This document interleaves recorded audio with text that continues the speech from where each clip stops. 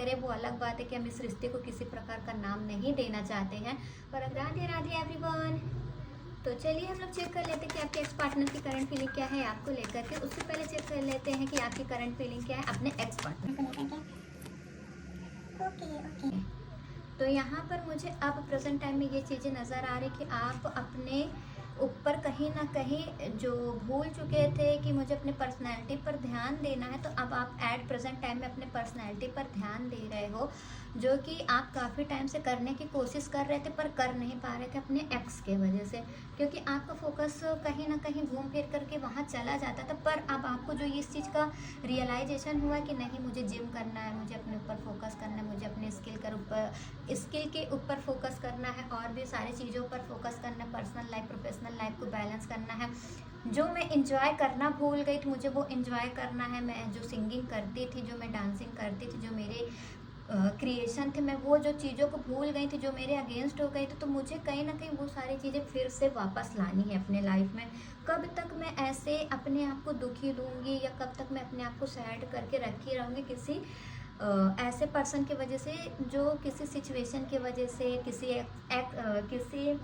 Third party की वजह से या किसी भी रीज़न से जो छूट गया, तो मैं कब तक अपने आप को सैड रखूँगी। तो ये आपकी करंट एनर्जी है अपने आप को लेकर के, और कह लीजिए कि अपने पार्टनर को लेकर के, क्योंकि आप बहुत स्टक रह लिए अपने पार्टनर की वजह से। अब चलिए चेक करते हैं कि आपके पार्टनर के एनर्जी क्या है आपको लेकर के। ओके। यहाँ पर आपके पार्टनर अब इस चीज़ का रियलाइजेशन कर पा रहे हैं कि उनको जस्टिस चाहिए आपसे रिलेटेड। यहाँ पर हो सकता है कि उनको इस चीज़ का रियलाइजेशन हो रहा है कि काश मैं उस टाइम एक स्ट्रॉन्ग डिसीजन ले पाता आपसे रिलेटेड, तो शायद आज हम अच्छे वाले एक स्टेबिलिटी वाले रूप में होते। दैट मीन्स कि यहाँ पर वो आपसे दूर जा कर के बहुत ज़्यादा मुझे हैप्पी नहीं नज़र आ रहे हैं।